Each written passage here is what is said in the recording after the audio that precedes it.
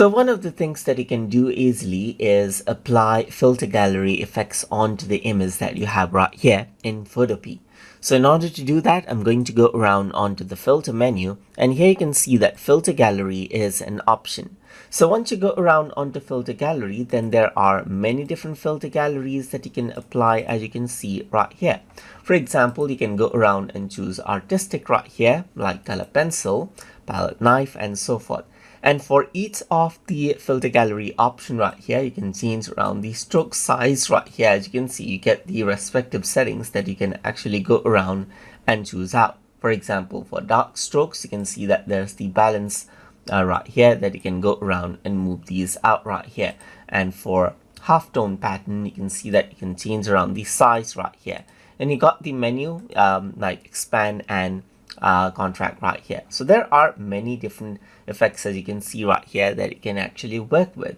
If I were to go around and press let's say for example line, then you got the line and so forth. Let me just go around and close this effect gallery and change around the foreground and the background color to something else. Let's say for example, I'm going to go around and make the foreground color right here to, let's say, dark blue, and the background color to, let's say for example, bright green right here.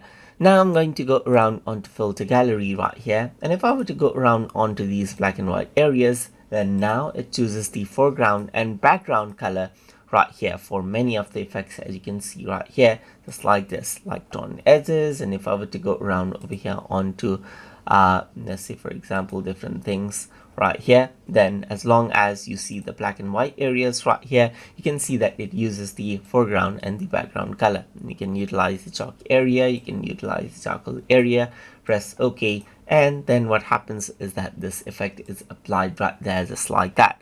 And that is how you can work around with the filter gallery effect inside a Photopea.